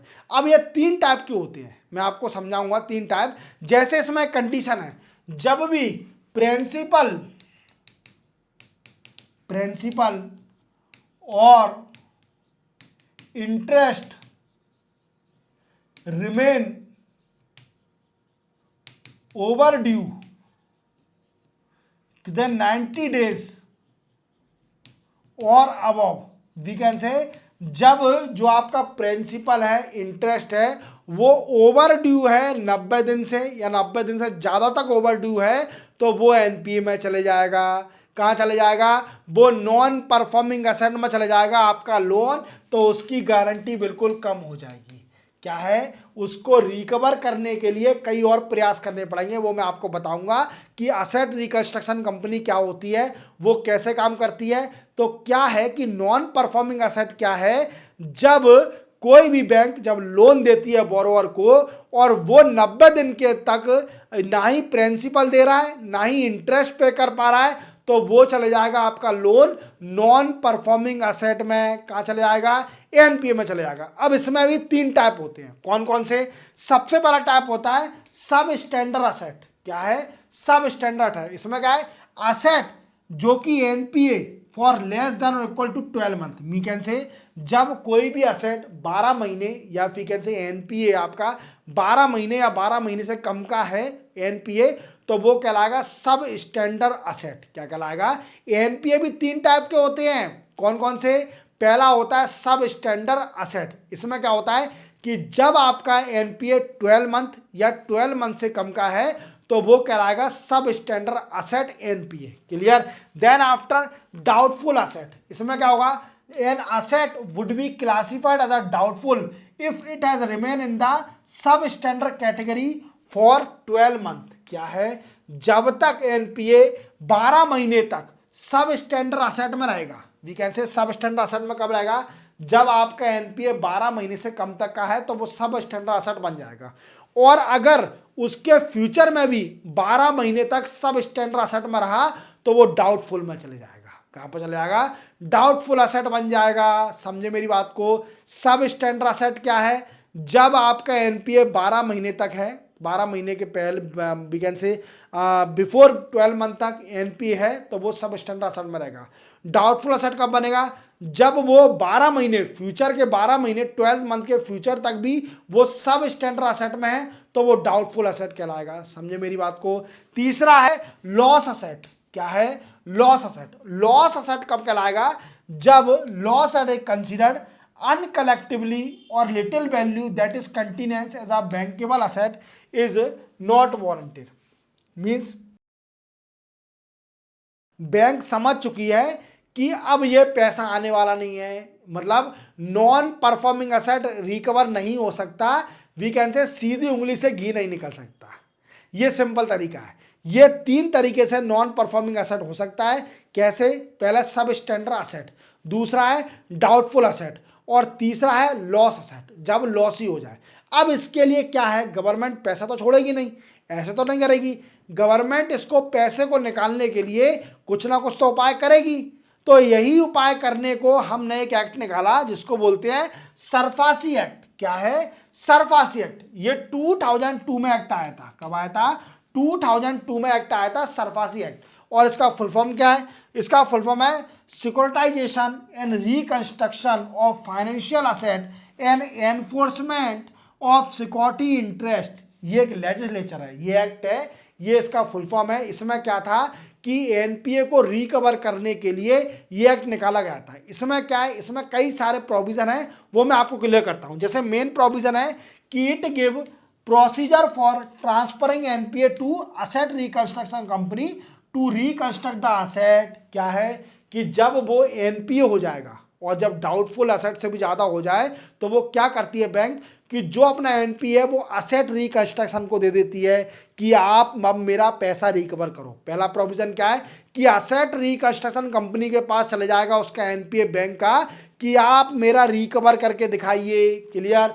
अब वो असेट रिकंस्ट्रक्शन कुछ लेती है वो अलग बात है। क्लियर।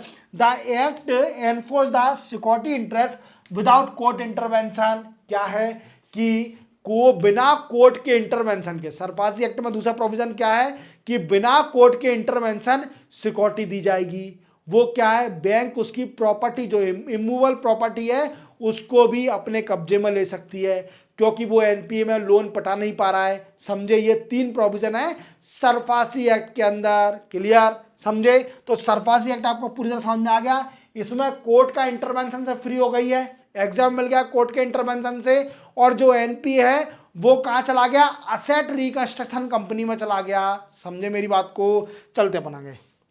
तो इसी के साथ बैंकिंग सेक्टर भी आपका पूरा कंप्लीट होता है। आपको पूरी तरह समझ में आ गया होगा कि बैंकिंग सेक्टर क्या है, बैंक कितनी तरह की है, एसबीआई का बनी, आरबीआई का बनी, आरबीआई के फंक्शन क्या है, सरफासी एक्ट क्या है, मैंने आपको पूरा क्लियर कर दिया।